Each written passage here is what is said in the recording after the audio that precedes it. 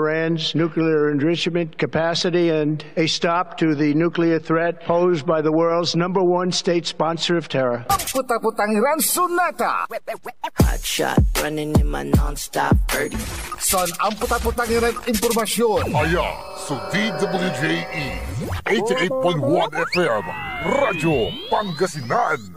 Paborito. Kapaborito, samputan la, alas 5 la. Time check was brought to you by San Carlos City Mayor Julier Ayoy Rosuelio. San Carlos City, maunlad, ligtas at maayos. Parad aliguas, tan arangkaday kalasyaw, ang inyong lingkod sa ating bayan. Ang bawat isa ay mahalaga. Sama-sama nating itaguyod ang disiplina, malasakit, at tunay na pagbabago. Sa tulong ng inyong suporta, patuloy nating mapapalago ang ating komunidad. Malinis, ligtas, at maunlad. Isang mensahe mula kay Mayor-elect Patrick Agustin Caraman. Kasama ninyo sa bawat hakbang tungo sa progresibong bayan. Alagang Caraman, Kalasyaw, para sa lahat.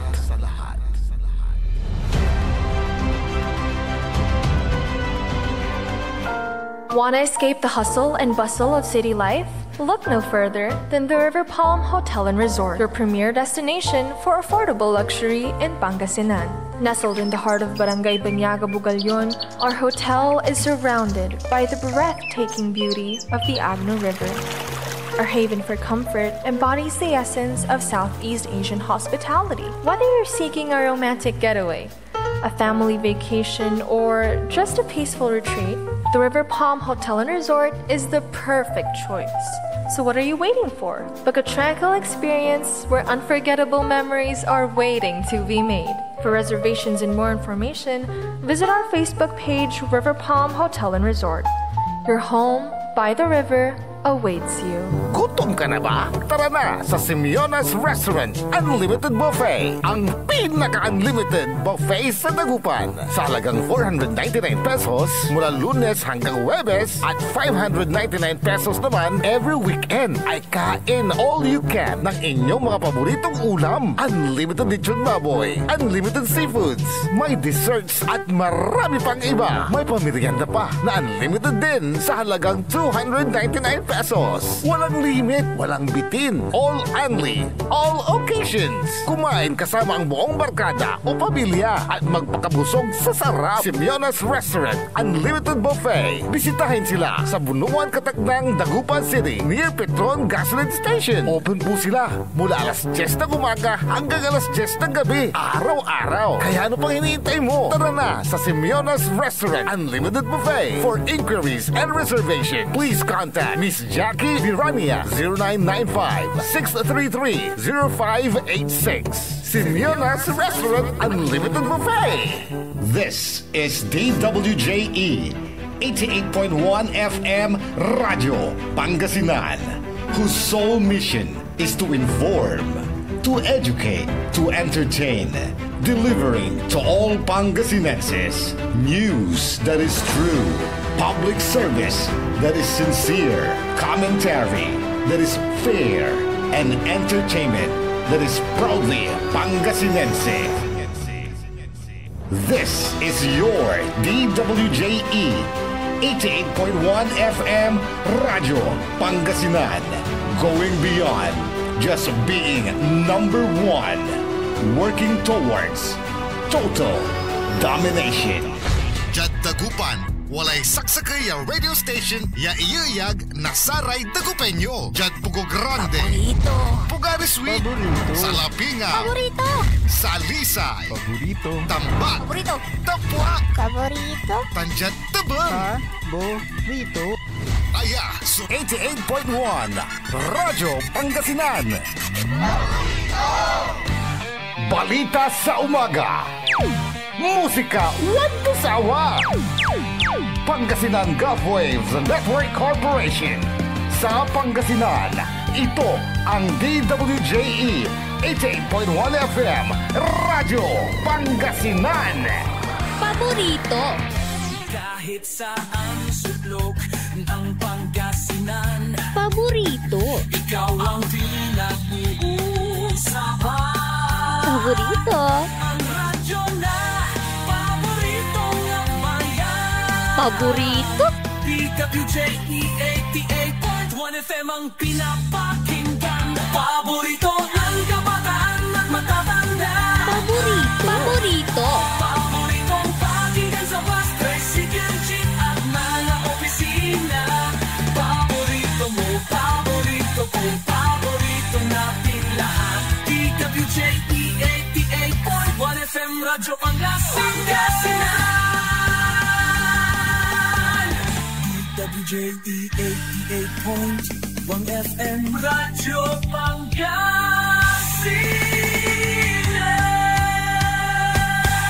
Paborito. Ang susunod na programa ay rated GP. GP? Ano yun?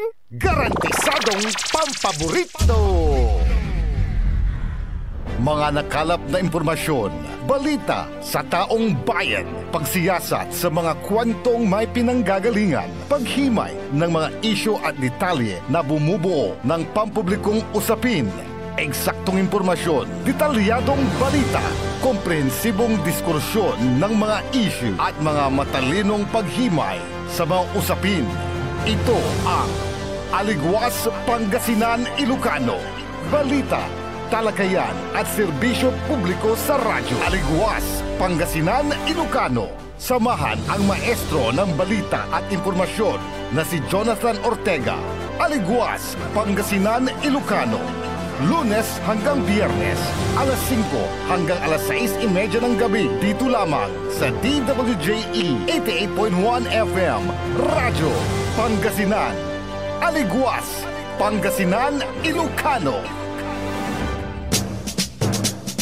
Narito na si kapaboritong Jonathan Ortega. Maligwas ang araw, Pangasinan! Muli po nagbabalik ang programang maghahatid po sa inyo ng mga importanteng impormasyon at mga maiinit na balita at issue. Nandito nyo po maririnig sa programang API, Aligwas Pangasinan Ilocano Reload. Siyempre makakasama nyo po ako mula alas 5 ng hapon hanggang alas 6 ng gabi. Ako po ang inyong public servant sa radyo, Jonathan Rosario Ortega. Kasama ko rin sa ating technical control, walang iba kundi ang aking co-pilot ngayong Biyernes. Ang ating pong sound engineer, Nixon Dakal. Dakal pong salamat. Masantos ang araw at sikay namin mga kapaborito. Ngayon po ay Friday, Biyernes, June 27, 2025. At syempre, ilang araw na lamang po ang binibilang ng ating mga kapaborito. At uupo na rin po ang ating mga bagong halal na local and national government officials na nanalo sa nagdaang halalan nitong Mayo 2025. Congratulations po sa lahat. At syempre, tulad ng inyong mga ipinangako, ang inyong mga binitawang mga salita, ay sana po ay matupad po lahat yan para po sa kapakanan ng atin po mga kapaborito sa inyong mga nasasakupan. At syempre, congratulations kay Mayor Patrick Agustin Karamat ng bayan po ng Calasiao, Pangasinan, the home of the Puto Calasiao.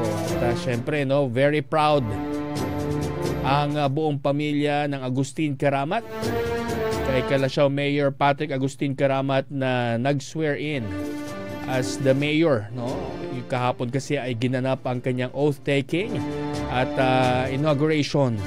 Kasama po ang kanilang vice mayor-elect na si Mayor Kevin Roy Macanlalay at ang mga konsehal ng bayan po ng Calasiao.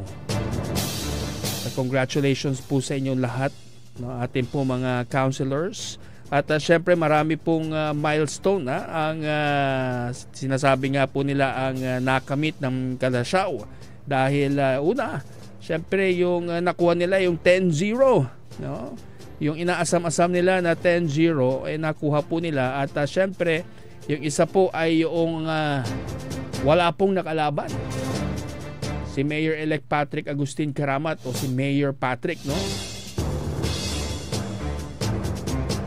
At syempre mas naging makabuluhan naman po ang kanyang inauguration kahapon, dahil kahapon din ay celebration ng 55th birth ni the late Calasiao Mayor Mamilin Maya Karamat, ang butihing ina po ni Mayor Patrick Agustin Karamat. Kaya very emotional si Mayor Patrick habang siya po ay nagbibigay ng kanyang talumpati. At syempre, kilala naman po natin ang bayan ng Calasiao bilang isang progressive town, isang first class municipality. Hindi po yan. Inserts pa. Yan. Ayun. Yan, Kuya Nixon. Yan. At syempre, congratulations din po, in order ang ating number 1 councilor, si Councilor Kyle Arthur Gaspar. At sinusundan po ni former Vice Mayor, ngayon ay Councilor Nestor Gabrilio. At pangatlo naman si Councilor Ardison Soriano. Kumapat si Councilor Manny Datuin. Kumalima naman si Councilor Elias Villanueva. At pang-anim po si Councilor Jose Loresco. Pang-pito naman si Councilor Mike Season. At pang-walo si Councilor Haverdani Das Messina. Congratulations po sa inyong 10. At nakita natin, very solemn. At very ano ba yung matatawag mo doon? Emotional Very emotional ang mga tao kahapon, lalo tuwing pinapakita po nila yung audio-visual presentation at yung audio message ni the late Mayor Mamilin Maya Karamat. At yun na nga, ito yung katuparan ng kanyang pangarap. At yan naman po yung sinasabi ni Mayor Patrick na kanyang papasanin ang iniwang responsibilidad ng kanyang ina, ang pangarap ng kanyang ina para sa bayan ng Calasiao. Dahil unti-unti naman na po itong natutupad. Tulad na lamang po ng unang legasiya ni Mayor Maya ayon kay Mayor Patrick ay yung pagbuklod-buklod, pagkakaisa na mga political families dyan po sa bayan ng Calasiao. At sa loob ng more than 3 decades, 3 dekada, ay nahati po ang Calasiao. Dahil po syempre sa kanya-kanyang prinsipyo ng bawat partido. Pero ngayon po, nakita po natin na muli silang nagbuklod-buklod at magsilbi sa bayan ng Calasiao. Wala silang ibang hangad kundi ang pagandahin, payabungin at syempre ang pagandahin ng buhay ng bawat Calasiaoenyo. At syempre ang hamon, tinatanggap ni Mayor Patrick ang hamon dahil sinasabi nila ano ba ang magagawa ng isang batang Patrick Agustin Karamat. At the age of 27, siya po ay naging alkalde, isang posisyon na kailangan siguro ng mahabang experience sa pamumuno at pagpapalakad ng isang malaking government unit. At ito nga ang sabi ni Mayor Patrick, hindi niya bibiguin ang 48,000, mahigit 48,000 na bumoto po sa kanya diyan po sa bayan ng Calasiao. At ito po ay pinakita naman niya yung kanyang kasipagan at ang kanyang pagmamahal, paghahatid ng tulong sa mga taga Calasiao. At nakita po natin ang gusto nga po ng ibang bayan ay matulad din sa kanila o matularan ito pong bayan ng Calasiao dahil nakita nila yung impact ng pagkakaisa, na pwede naman palang mangyari yun, Kanixon, di ba? Pwede naman palang mangyari yun. At yung dating panaginip lang ngayon nagkatotoo na raw. At syempre bilang alkalde po ng bayan ng Calasiao, sabi ni Mayor Patrick, pagagandahin po nila ang bayan ng Calasiao. Lahat po ng infrastruktura, serbisyo publiko sa kalusugan, social services, at isa pang daan na kanilang tatahakin. Ito, bago to, no? Yung digitalization. Bago ito para sa isang first-class municipality dito sa Central Pangasinan, sa 3rd District. Dahil ang gusto ni Mayor Patrick, yung serbisyo po ng gobyerno ng LGU Calasiao ay within reach. No, ibig sabihin, ano ba yung ibig sabihin no? Sa pagkakaintindi natin, saan ba tayo madaling ma-reach? Minsan, di ba, out of reach. Siyempre sa ating mga smartphones. Yan ang isa sa mga visions. At unti-unti na nga pong nagiging nagsasakatuparan na po. Dahil hindi pa man nakaupo ay may mga nakakausap na si Mayor Patrick, no, na mga grupo ng Infotech Industries na mangunguna po sa transformation, digital transformation ng bayan po ng Calasiao. No, patungo po doon sa tinatawag niyang giant leap to digitalization, di ba? Napakaganda po ng kanyang panimula. So out of the box ito mga ideas ni Mayor Pat, no? At isa pa riyan po mga kapaborito. Gusto nilang gawing isang health center, no? O central. May mga centers para sa optical na naging pledge po ng pamilya Gabrilio. So hindi mo na kailangan pumunta sa ibang lalawigan o kaya sa Maynila para po magpa-opera ng anumang sakit, no, sa mata. At isa pa pong napakagandang balita ang pinalabas ni Mayor Pat ay yung pong pagkakaroon ng isang dialysis center, no? Kaya napansin natin talagang tuwang-tuwa yung mga nakikinig, no, na mga audience doon sa kanyang binanggit na mga magandang balita. Yung dialysis center para sa mga Calasiaweños, no, ay magiging libre daw. No, kaya napakagandang plano, no. Alam nyo, sa totoo lang, napakarami po tayong kababayan ang nagda-undergo sa dialysis at isang napaka-expensive na sakit itong chronic kidney disease, no, yung CKD na tinatawag po nila. At hindi biro po ang gastusin dyan. Kaya malaki pong tulong ito pong plano ni Mayor Patrick na magtayo ng isang dialysis center na magbibigay, no, ng libreng dialysis para sa lahat po, no, ng mga nagsasuffer na pasyente sa chronic kidney diseases. Bakit ba tila nakatutok din sa health si Mayor Patrick? Kung hindi nyo po naitatanong, isa pong nursing graduate, si Mayor Patrick, at kasalukuyan po siyang nagtitake ng kanyang medicine proper po noon nang siya ay tawagin ng kanyang mahal na ina para po magsilbi, no, sa bayan ng Calasiao bilang isang municipal administrator. At a very young age nung panahon na yun, mga 24 lang po si Mayor Patrick, he was able to handle, no, yung mga administrative functions ng munisipyo ng Calasiao at may mga department heads under his command, no. Kaya hindi maging madali yun para sa isang 24-year-old municipal administrator.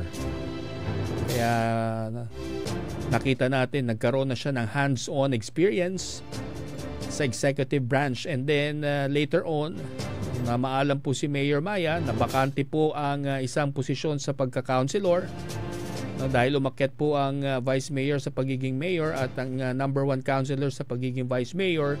Inalok po yun, posisyon na yun kay Mayor Pat, pero hindi po niya tinanggap dahil nais po niyang tahakin yung same na kalsada o same na daan na tinahak po ni Mayor Maya.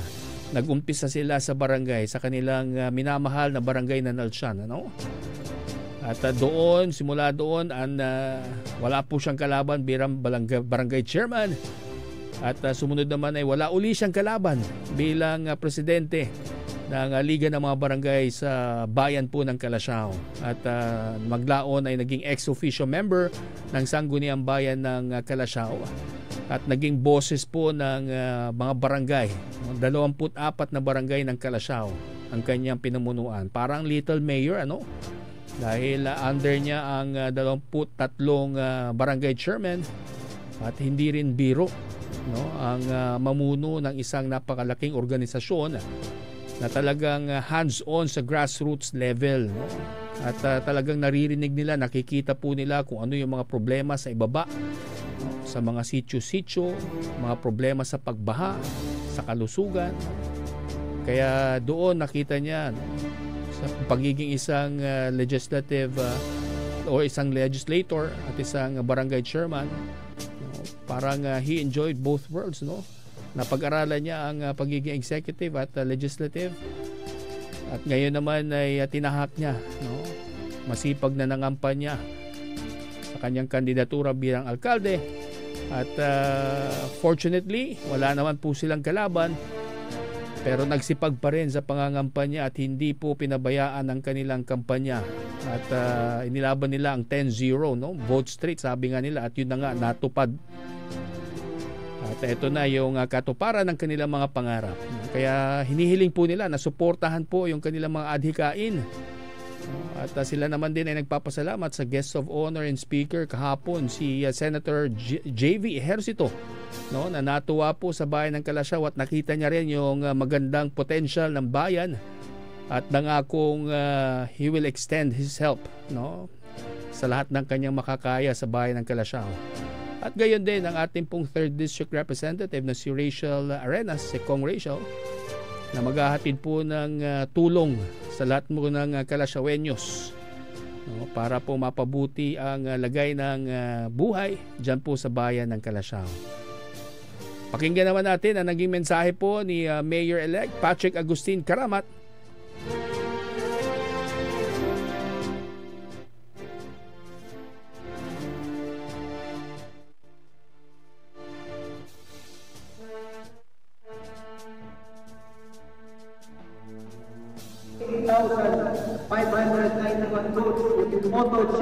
I know that they didn't vote for me because they know who Patrick Karamat was, but they voted for me because of the legacy of the late Mayor Maya Agustin Karamat. Today, what would have been her 55th birthday, I accept this great responsibility, not in place of her legacy, but in honor of it. At kayo, si kayo yung Jonathan, siguro awan ko, tutuputan niyo sarili, at kasi susarap kong dawan, ayan ikaw. At kasi sunagawan, sakay, yung Patrick Agustin Karamat. At atong tura na nagaging kaparayo, syakpa, at hanggang tutupod sarili. Sa inyong duman nilaban, antak suma ng satan. Yan po. We will address the most pressing concerns here in our municipality, mainly traffic, garbage, and financial management. We will improve health, education, strengthen public order, and maximize social services. This is a promise not made lightly, but only I intend to keep it. Aral nyo, nanimbunan yung panamili, meeting ni Avance, Caucus, amin yung sortis, amin yung plataforma, iikot po, health, tulong, healthcare, education, livelihood, preparedness, and social service. Alam po ninyo, my vision for Calasiao is simple, yet ambitious. Progress that benefits all. Alam po ninyo, nung narinig ko po si Senator JV, challenge ko na po ang aking sarili. Sana, my short-term goal, at the end of my term by 2028, I envision Calasiao to be the digital heart of Pangasinan.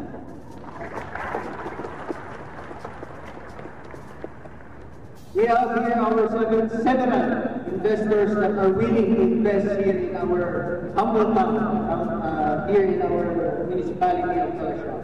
At dito po ang Inspired Tech Solutions, represented by Harold Macapagal. Palakpakan po natin. Sila po ang ating nakap sa road to digitalization dito po sa ating bayan. Expect in the first 100 days, we are going to shift into modernization to digitalization. Alam po ninyo, meron po tayong system na gagamitin. Ihahatid po natin ang serbisyo ng munisipyo, not only in the municipal halls, not only in the barangay halls, but already on your mobile phones. I envision Calsao as a thriving local economy where we will foster an environment where businesses can flourish, creating more jobs and opportunities for our people. We will support our local industries, particularly our renowned Puto, and explore new avenues for sustainable economic growth. At tayo at ating mula talagagi, nanimirom si Mayor Mamiling Maya Agustin Karamat, kabay ko laban, iisasin si kayo. Kairon to, bago 6 months, naimirong laban si Mayor Mamiling Maya Agustin Karamat, the shortest stint of a mayor here in Calsao. Bakit po kaya tumatak ang alagang Karamat? Pamay ba maganda? Anda po ni si Pasimento Mindalan, anda po ni si Impalagimin Building. Bayan sa akin, no say alagang Karamat, karunal pinag-uusapan po dito po sa ating mga bayan. Alam po ninyo, simple lang po ang ginawa ni Mayor Mamiling Maya Agustin Karamat. Pinangalagaan nila po ang lokal na produkto po natin, ang ating one town, one product, ang Puto Calsao.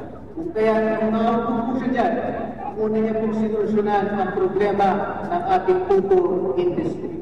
Tinupatagdora may Puto producers, Puto makers, at problema ang sabi Puto tayo. At tayo sa pagkatulabat ng Mayor Maya, during her inaugural address in 2022, we will put Calsao back on the map. Kapag ito nakapat, subali tayong Calsao. Ano po ang nakitang problema ng aking ina kung siya po ay maupo? Nakita niya po ang kulangan sa ating turismo kung kaya siya po ay nagbigay ng isang hindi po makakalimutan na regalo ang ating Christmas Miracle Village. Alam po ninyo, itong ilaw-ilaw po, silaw-silaw yung bago na tayo. It is not mere a decoration, but it is also a strategy. Nakita po namin na upang mapalakas po ang Puto industry po natin, kailangan may puntahan ang tao dito sa bayan ng Calsao. Kung kaya nakaisip po kami ng isang solusyon. Ngayon po, at napasyal po tayo ni Senator J.B. Ejercito. Nakita niyo po ang ating nakulangan sa ating public plaza, kung kaya't ako po, at alam ko po, kayo po ay natutuwa na marinig po sa kanya na napansin niyo po ang bayan ng Calsao na kailangan ng tulong. I also envision Calsao as the accessible and for quality education. We will invest in our schools and our educators, ensuring that our children receive the best possible foundation for their future. We will explore opportunities for skills, development, and lifelong learning for our citizens. Ang napansin ko po na pinakamagandang produkto ng bayan ng Calsao, hindi lang po puto, hindi lang po sword speed, kundi po tayo po mga Calsaoeños, naniniwala po ako na ito po, na tayo po ang pinakamagandang produkto ng ating bayan. Palakpakan po ninyo ang bawat Calsaoeño. Ayan po ang naging inaugural speech, no? Bahagi po ng inaugural speech ni Calsao Mayor Patrick Agustin Karamat. At binigyang halaga po ni Mayor Patrick, no, yung pong malaking contribution at ang pinakamalaking kayamanan daw ng bayan ng Calsao ay yung mga tao, no, yung mismong mga Calsaoeños. Mapapansin ninyo syempre yung kanyang dedication, kanyang pagbibigay ng halaga sa taong bayan. Isa po yan, no, sa mga values na nakuha po niya mula sa kanyang mga magulang. na nagsilbi as public servants tulad po ni Police Major General Romeo Bong Karamat, who served in the Philippine National Police for more than 40 years. At si Mayor Maya po ay before mag-barangay chairman sa Barangay Nalsyan ay nagsilbi sa public service for 30 plus years. At talagang gusto ni Mayor Maya yung magsilbi sa kanyang bayang tinubuan sa bayan ng Kalasyaw. At malaki po ang pasasalamat. Pinaabot din po ni Mayor Patrick yung kanyang pasasalamat at pagmamahal sa kanya pong ama, na si Police Major General Romeo Bong Karamat. Maging ang kanyang pasasalamat sa kanyang ate, kay Dr. Kimi at Bayaw. At lagi po silang nandiyan. At nagbibigay ng gabay, maging ang kanyang mga lolo at lola, pamilya Agustin at pamilya Karamat. At umaasa po si Mayor Patrick na mananatili po silang nakasuporta, dahil malaki po itong challenge at mabigat itong tungkulin na kanyang gagampanan. For the next 3 years, mag-uumpisa sila this coming July 1. At kaya congratulations sa lahat po ng nag-take oath, sa lahat po ng councilors, kay Vice Mayor, at congratulations po. Sana po ay makapagbigay ng tunay na pagbabago ang Team Patak. At syempre ang Team Makanlalay, Karamat Makanlalay, kasama ang mga konsihal, ang ABC at SK na si Councilor Ayay Messina. Yan na yung road to success, ika nga. Parad aligwas tan arangkada na balay na Kalasyaw. Oras po natin, 5:35 mga kapaborito. Magbabalik po ang programang Api, Aligwas, Pangasinan, Ilocano, makalipas lamang po ang ilang patalastas. Ang puta-putang Iran Balita. Our objective was the destruction of Iran's nuclear enrichment capacity and a stop to the nuclear threat posed by the world's #1 state sponsor of terror. Ang puta-putang Iran Sunata. Hot shot, running in my non-stop 30. Son, ang puta-putang Iran Impormasyon. Sa DWJE 88.1 FM Radyo Pangasinan. Paborito. We want you well, cause we care. Here at WellCare Diagnostic Center. Deserve mo ng best care, kaya dito ka na sa WellCare Diagnostic Center. We want you well, cause we care. Here at WellCare Diagnostic Center. Visit WellCare Diagnostic Center, located at the Pandan Town Center, Mapandan, Pangasinan. For reliable and top-notch healthcare services, you deserve the best care. WellCare Diagnostic Center. Mare! Kabigla ka naman, Mare, ha? Grabe, gimagana ka, Mare, di mo sinabi na uwi ka pala ng San Carlos. Ay, oo. Namiss ko na kasi dito ang pamilya ko. Ito na palang San Carlos ngayon. Grabe, Mare. Ang laki na ng pinagbago. Siyempre naman, Mare, alam mo ba na dito sa syudad natin, malaki na talagang pagbabago. Mula sa mga infrastruktura, nandiyan na mga konkretong daan at mga bagong pasilidad. Wow! Meron din tayong trending na ayos, kalusugan Caravan na nagbibigay ng libreng serbisyong medikal. Balita na! Saka, nandyan din ang mga programang pag-agrikultura para sa ating mga magsasaka. Ay, wow! At higit sa lahat, Maria, ang pagpapanatili ng peace and order ng ating syudad. Perfect! Di lang yan, binibigyan din ng halaga ang kapakanan ng lahat ng tao at pantay na karapatan sa mga serbisyo ng gobyerno. Grabe, Mare! Ang bongga na talaga ng San Carlos. Parang ayoko na bumalik sa ibang bansa. Oo, Mare. Kung ako sa'yo, dito ka na lang sa San Carlos. Dahil sa San Carlos, tunay na subok na ang serbisyong ayos. Mayor Julia Ayoy Resuello po, kasama si Vice Mayor Jose Resbox Resuello at ang Sangguniang Panglungsod ay nandito upang umagapay at magserbisyo sa ating minamahal na syudad. San Carlos, maunlad, ligtas at maayos. Celebration! Staycation with family or an intimate moment with your special one. Merong perfect na venue yan sa Mapandan. Cora's Manor and Garden. Magmalamay-ari ng mansyon at this magnificent enclave place here at Cora's Manor and Garden. Carry out any occasion sa kanilang garden cafe or party at their poolside. Have a sing-along at their music room, relax at their room accommodation, or enjoy a private time with someone. Sa kanilang Cabana A, kung saan may private outdoor jacuzzi kayo in an enclosed place.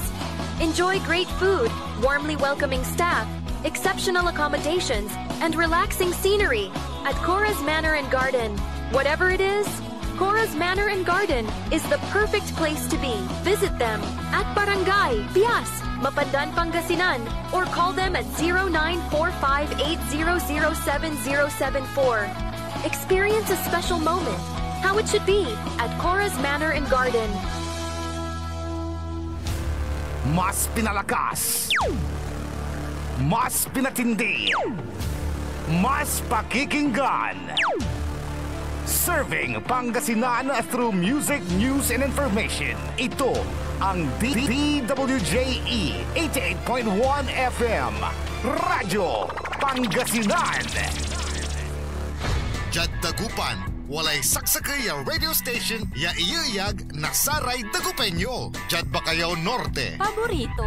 Bacayao Sur, Paborito. Barangay 1, Paborito. Barangay 2, Paborito.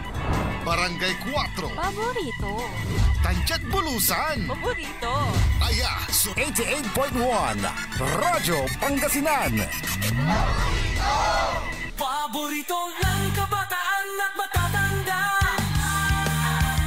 Paboritong pakinggan sa bus, tricycle, jeep at mga opisina. Paborito mo, paborito ko, paborito nating lahat. DWJE 88.1 FM Radyo Pangasinan. DWJE 88.1 FM Radyo Pangasinan.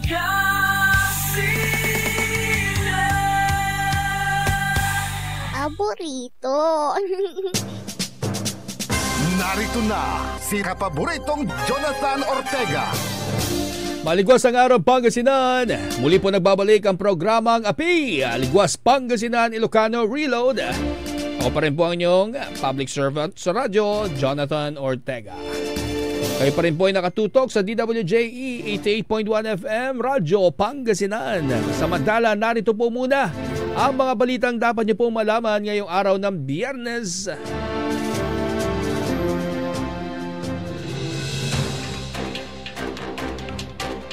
Ilang Pinoy sa Israel binawi na ang kanilang kahilingang ma-repatriate. Secretary Angara, zero tolerance umano sa pay for position scheme sa DepEd. Gobyerno ng Australia tumanggi umanong tanggapin si FPRRD para sa kanyang interim release. At sa balitang pampalakasan, Phil-Am guard Dylan Harper pinili ng San Antonio Spurs bilang number 2 overall pick. At syempre, dito na sumisikat to sa tennis. Alex Ayala pasok na sa semis ng Eastbourne Open. Narito na ang detalye ng mga balitang yan.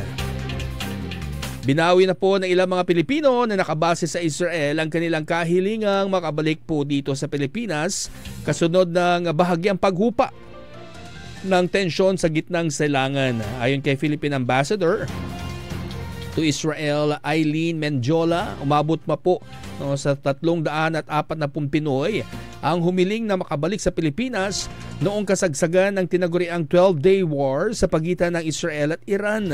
Ngunit dahil sa bahagyang paghupa ng tensyon ay sunod-sunod na anya ang mga tumatawag sa embahada upang ipakansela ang kanilang request.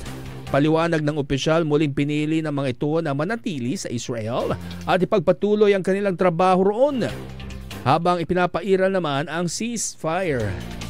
Muli kasi anyang bumalik sa normal ang sitwasyon sa Israel at marami sa mga manggagawa ang muling bumalik sa kanilang araw-araw na trabaho. Bumalik na rin anya ang mabigat na trapiko sa mga pangunahing lansangan ng Israel na nagpapakitang tuloy na muli ang operasyon ng mga opisina, paggawaan at iba pang industriya sa naturang bansa.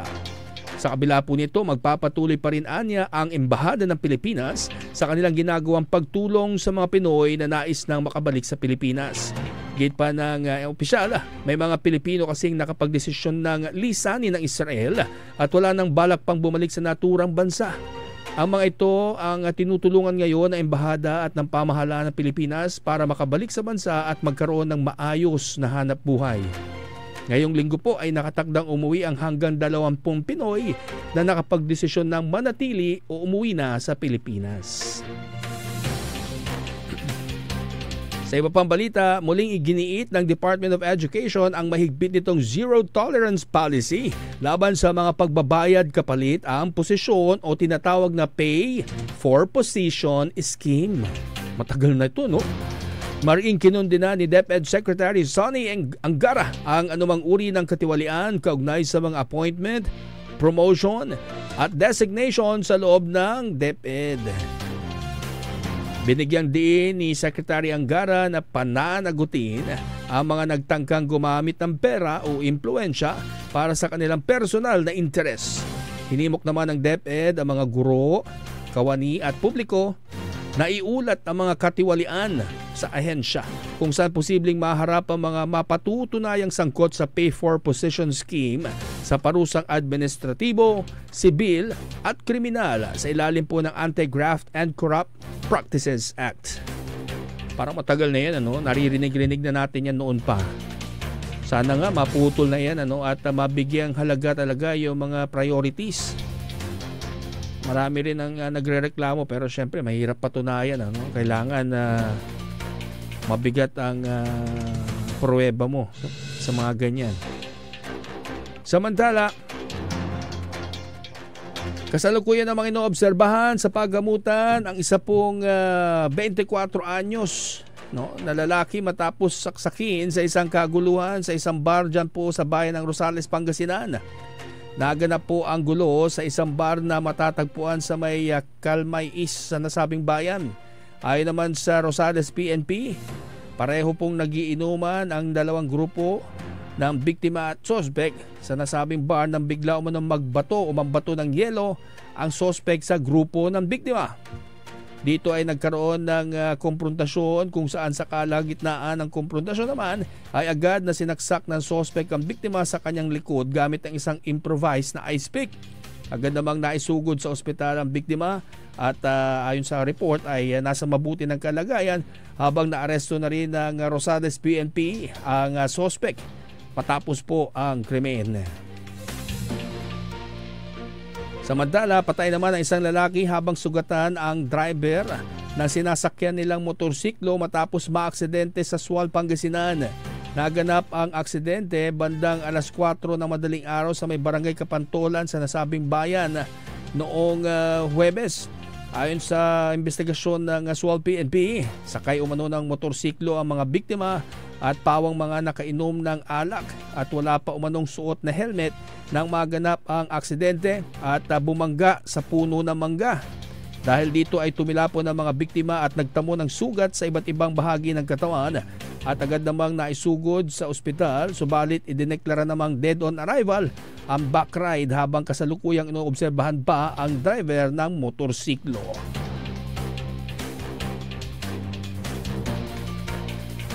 Sa iba pang balita, patay din ang isang binata matapos maaksidente sa may bayan po ng Malasiki, Pangasinan. Naaksidente ang biktima pasado alas 5 na madaling araw sa may barangay Taloy, Malasiki. Ayon sa paunang investigasyon ng Malasiki PNP, nakasakay umano ng kanyang motor ang biktima ng aksidenteng bumangga ito sa poste ng kuryente. Dahil dito ay tumilapon ang biktima at nahulog sa palayan at nagtamo ng matinding pinsala sa katawan. Agad naman itong naisugod sa ospital, subalit idineklara ng dead on arrival. Samantala sa ating balitang pampalakasan, pinili ng San Antonio Spurs bilang number 2 overall pick ang Filipino-American guard na si Dylan Harper sa 2025 NBA Draft. Si Harper ay naglaro ng college basketball sa Rutgers Scarlet Knights at isa sa mga top player ng 2024 class. Siya ay isang 5-star recruit bago tuluyang pinili bilang second overall ngayong araw o kahapon, June 26. Sa kanyang paglalaro ng basketball sa loob ng ilang taon, hawak niya ang 19.4 points per game sa loob ng 32.6 minutes na pananatili sa hard court. Kayang-kaya pa, batang-bata pa no? Pero pag edad natin gayam, di na natin kaya ang 15 minutes. Nagagawa rin niyang umagaw ng 4.6 rebounds per game habang umaabot sa 4 na assists ang nagagawa niya kada laro. Hawak din ni Harper ang 1.4 steals per game at 0.6 blocks per game. Sa kasalukuyan siya ay may taas na 6 feet 6 inches at naglalaro bilang point guard at shooting guard. Siya po ay anak ng dating NBA player na si Ron Harper na dati naman nakapagbulsa ng 5 NBA championship. Oo, si Ron Harper, Chicago Bulls to. Ang kanyang ina ay mula naman sa probinsya ng Bataan at dating naglaro ng college basketball sa New Orleans. Makakasama ni Harper ang bagitong sentro na si Victor Wembanyama, isa sa mga rising stars sa NBA. Bahagi rin ng San Antonio lineup ang mga batikang guard na sina Chris Paul at De'Aaron Fox, kasama ang power forward ng NBA champion na si Harrison Barnes. Sa sports naman ng tennis, pasok na po sa semifinal round ng Eastbourne Open sa United Kingdom si Pinay tennis star Alex Ayala.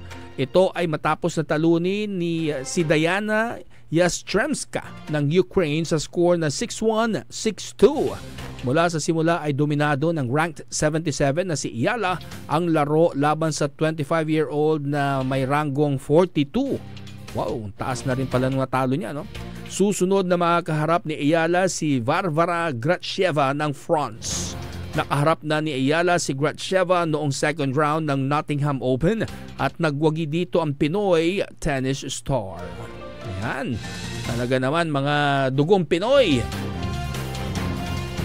Sakalam, Pinoy lang ang malakas. O nga pala sa Lunes mga kapaborito, ay magaganap naman ang oath-taking ni Mapandan Mayor Carl Christian Vega. Congratulations, Mayor Carl! At syempre, he is now on his second term as the municipal mayor. At napakaraming pagbabago, progreso ang nadala po ni Mayor Carl Christian Vega. Kasama po ang mga staff at mga employees ng LGU Malasiki. Ay, Malasiki tuloy, LGU Mapandan.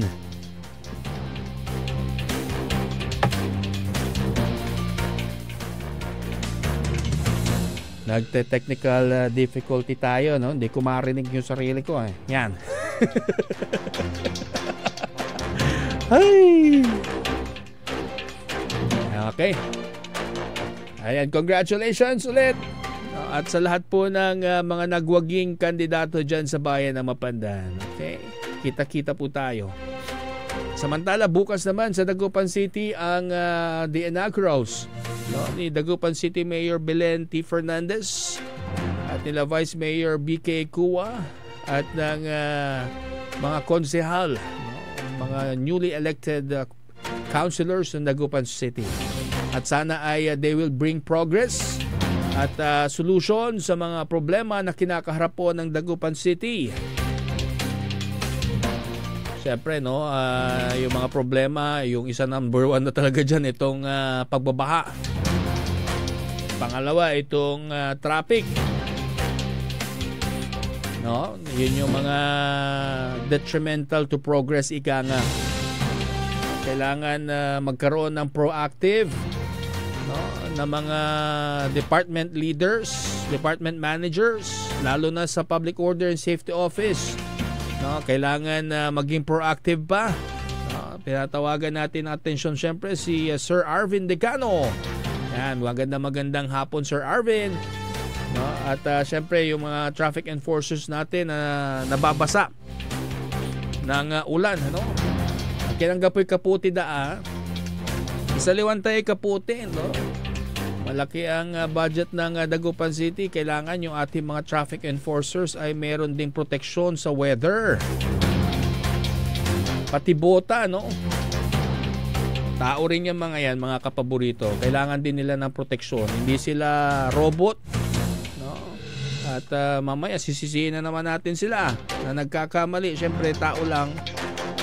Magkakamali ka lalo kung more than 8 hours kayo dyan sa kalsada. Usok, init ng araw, init ng hangin, mga pasaway na tsuper. Baka ma-stress kayo dyan. Kaya daming nai-stress na traffic enforcer natin.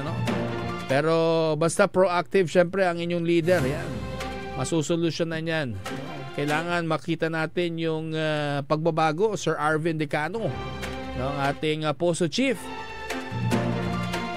Kailangan maayos natin dahil talagang malaking challenge itong sinasagawang road elevation sa Dagupan City. At syempre malayo na yung what do you call this?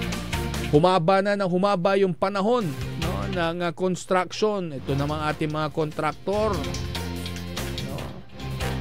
At sana bumilis yung pag-release din ng pondo ng ating DBM para po matapos na yung mga proyekto. Yung ating mga contractors naman, kapag ganyan, dapat malalim din yung bulsa ninyo, awagayam. Minsan kasi alam niyo, hindi rin yan gagawa kapag walang payment, Pero pag contractor ka, mas tumatagal yung trabaho mo, undudo ko sa trabaho, babalag sa gastos, duga. Di ba?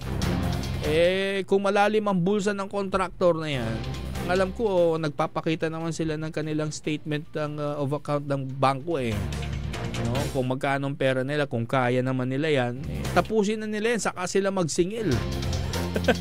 Para hindi nahihirapan ng taong bayan. Maraming sitwasyon na ganyan.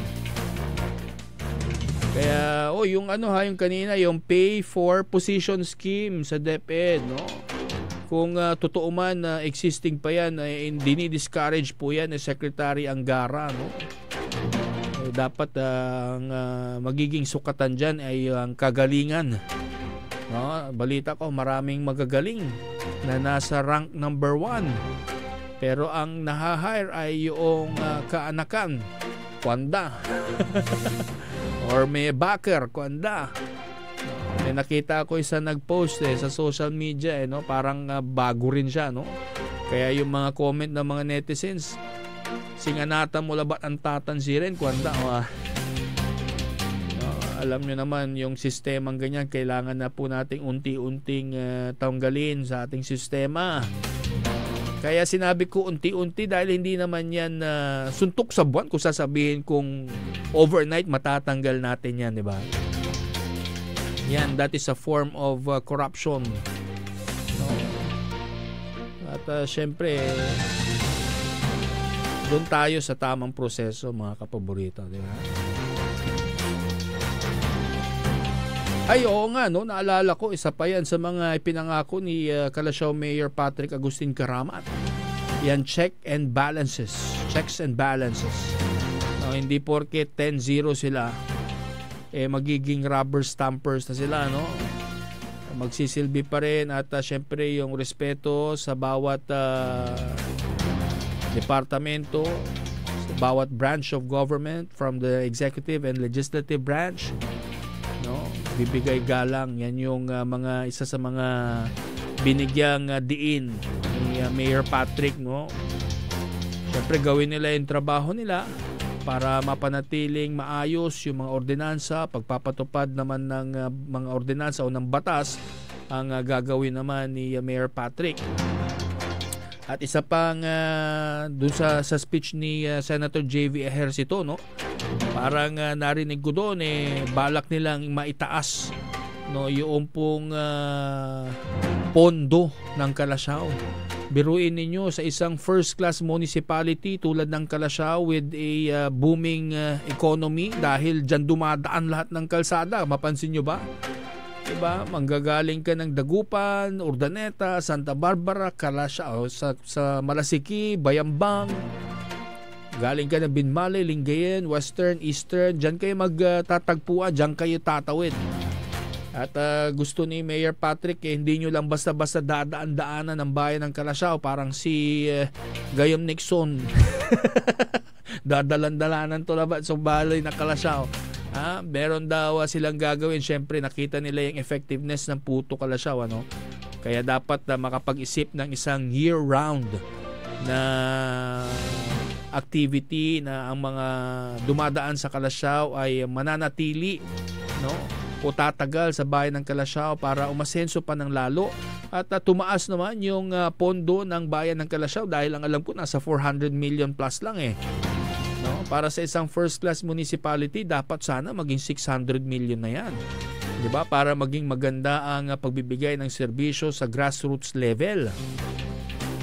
At syempre importante po na maibigay din yung mga social services na kailangan po ng taong bayan. At next week pala mga kapaborito, no, maisingit ko lamang po bago tayo magpaalam sa linggong ito, ay magkakaroon yata ng rollback gayam. Rollback. Anong ko? Wala rollback pero ilan yung itinaas natin ngayon? 350 sa gasolina, sa diesel 5 pesos. 5. Masakit sa bulsa 'yun ha. Kaya gumaganda naman na po yung sitwasyon sa Middle East dahil sa ceasefire na pinropose po ng United States of America. Tumatahimik na at tila back to normal kako ha. Siyempre yung ceasefire na yan hindi naman po yan pangmatagalan. Kailangan magkaroon sila ng solido, no, na plano para maiwasan po yung ganyang gulo. At tayo naman ay nagpapasalamat dahil sana wag nang matuloy yung World War III or anumang regional war, no? Maging sa Ukraine at Russia, napagod na rin yata sila. Ceasefire din sa Russia, awagayam. Nasawan lara namin. Dakalay na tayo man, no? Alam nyo, ang Ukraine, yang alam ko yan yung unang-unang capital ng Russia, no? Pero dahil ito ay very yung masyado siyang malapit sa European countries at prone siya sa pananalakay noong World War I at World War II ay nilipat po yan. Noong World War I nilipat yan sa Berlin. Sa Moscow, mas malayo, nilagay nila sa sentro. Kasi kung nandoon sa outskirt ng USSR ay malapit lang, madali lang po silang makakonquer noon noong World War I. Kaya nilayo nila yan.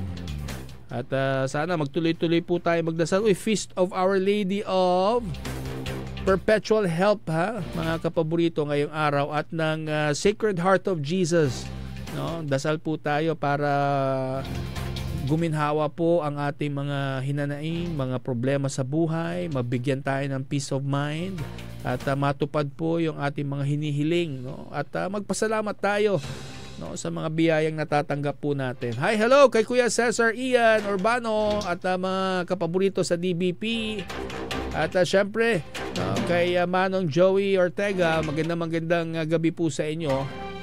Doon sa mga members ng Ortega clan, mayroon pong grand reunion this coming July. See you there sa La Union.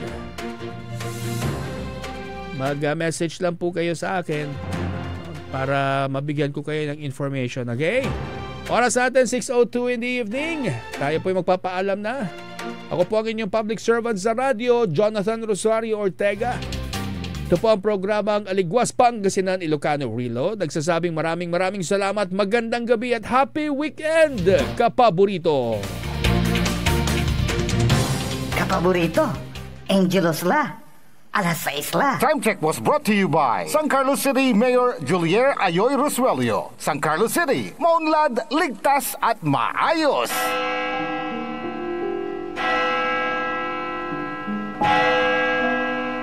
Magandang gabi sa inyong lahat.